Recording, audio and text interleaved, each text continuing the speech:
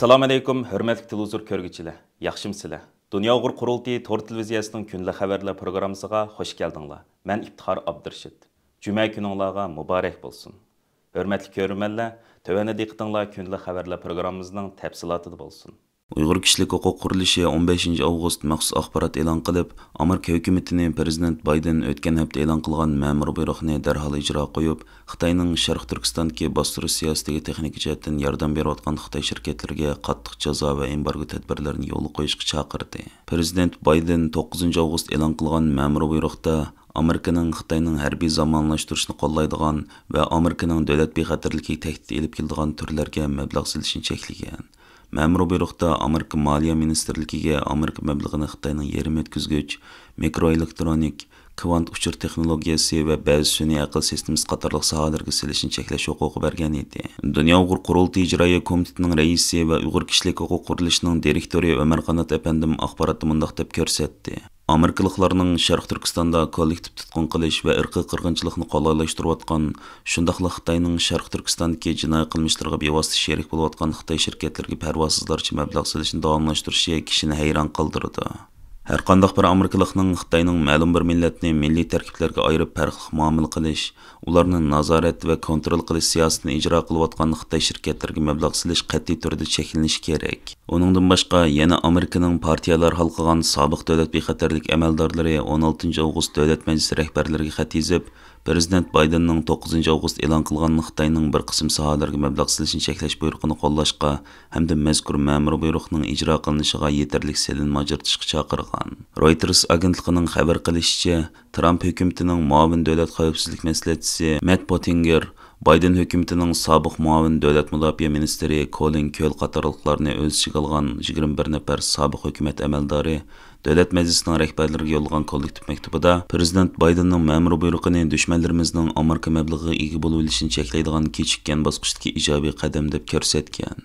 Maktubda mundaq deyilgan: Amerika cho'qim Xitoy va boshqa chet ellik raqiblarning bizning pul muomala hayot kuchimiz va ochiq oshkorligimizdan foydalanib, buni bizning davlat bexatarligimiz va gullanishimizga tahdid elib kelgan yo'llarda ishlatmasligiga kafolat qilish kerak. Xatda yana chegara sirtidagi mablag'ning ochiq oshkor bo'lishi va tekshirilib turilishi davlat majlisining tashqi siyosatdagi tub nuqtalarining biri bo'lishi kerakligi, davlat majlisining ma'mur buyruqni ijro qilish uchun selinma ajratishining intayin muhim ekanligi ta'kidlangan.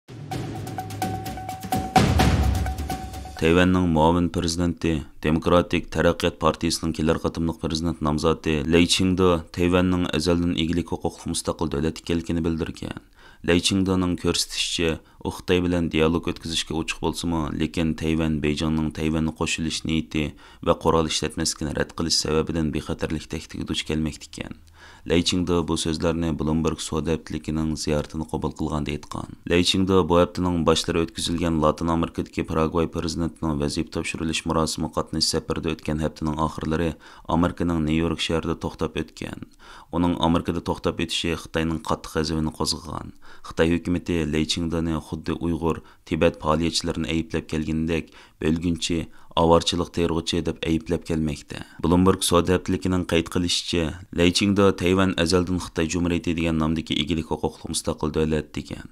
Uning aytishicha, Prezident Tsai Ing-wen Tayvan jamiyatining birligini saqlash uchun ularning davlatini Xitoy Jumhuriyati degan nomda atab kelmoqda ekan.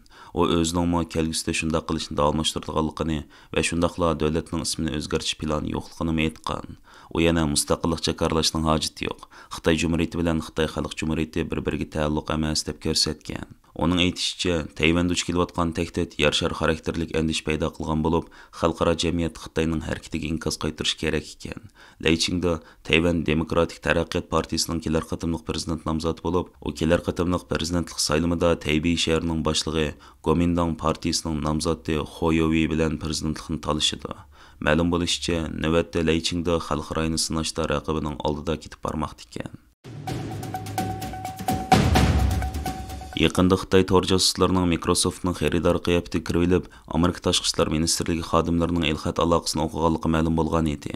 Washington Post gazetining oshkorlashicha, Xitoy tor josuslari Amerika Tashqi ishlar ministrligi xodimlari bilan cheklanib qolmay, Amerika davlat majlisi a'zolarining shaxsiy va siyosiy el-xat aloqasiga erishgan. Xabarda Xitoy tor josuslarining Jumhuriyatchi Avam palata a'zosi Avam palatasi Hərbi İşlər Komitetining a'zosi Don Bekonning shaxsiy va siyosiy ilxat aloqalarga erishganligi bildirilmoqda. Don Bekon 14 avgust Twitterda yo'llagan uchurida Amerika Federatsiya tekshirish idorasining o'zini Xitoy tor josuslarining uning ilxat aloqasini xakkirlaganligidan vaqiflantirganligini aytgan. Uning aytishicha, Xitoy tor josuslari Microsoftning xatoligidan foydalanib, bu yil 5-oy bilan 6-oy orasida uning ilxat aloqasini xakkirlagan ekan. Nebraska shtatidan bo'lgan Jumhuriyatchi Avam palata a'zosi Don Bekon ilgari Avam palatasining Sharq Turkiston musulmonlarini bostirishda bevosita javobgarligi bor Xitoy amaldorlarini jazolash loyihasiga qo'llab ovoz bergan.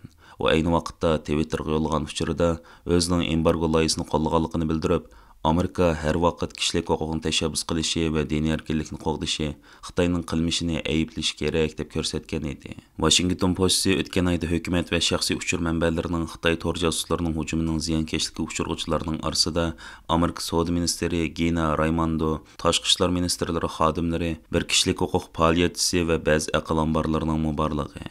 Hujumga uchirganlarning ba'zi davlat majlisi xodimlarini o'z ichiga olganligini bildirgan edi.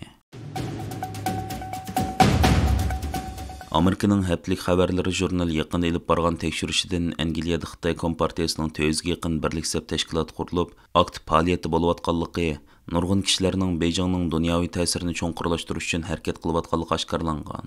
Haftalik xabarlari jurnalining hatto ba'zi tashkilotlarning Xitoy Chipao jamiyati degan nomda faoliyat elib bordiganligi, Shotlandiya Xitoy Chipao jamiyati ana shu xil tashkilotlarning biri bo'lib, bu jamiyatning atoqda Xitoyning an'anaviy kiyim-kechki bo'lgan Chipao'ni tonishtirish nomida faoliyat qilganligini bildirgan.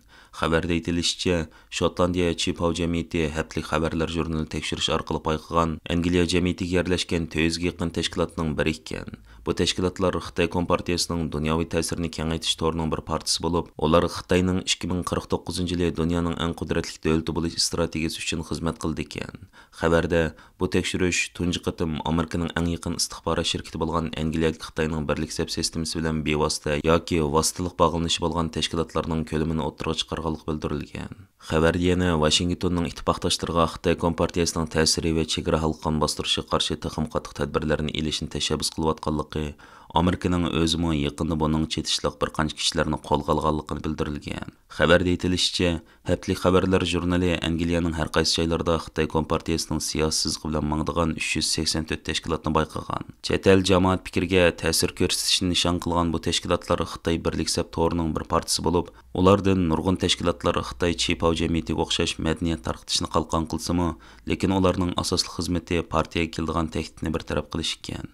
Xabarda yana bu tashkilotlarning ko'p qismi madaniyat va savdo ishlarida aktiv bo'lsa-mu, lekin ularning ichida Xitoyni birlikka keltirishni olg'a surish jamiyati qatorliq siyosiy tashkilotlarning borligi ta'kidlangan. Hurmatli ko'rmanlar, yuqorida diqqatingizga kunlik xabarlar programmamizning tafsilotini sundik. Keng qitimliq sonimizgacha ko'rishgich omon bo'lgaysizlar. Stansiyamizning YouTube kanaliga a'zo bo'lishni unutmang. Xayr xo'sh.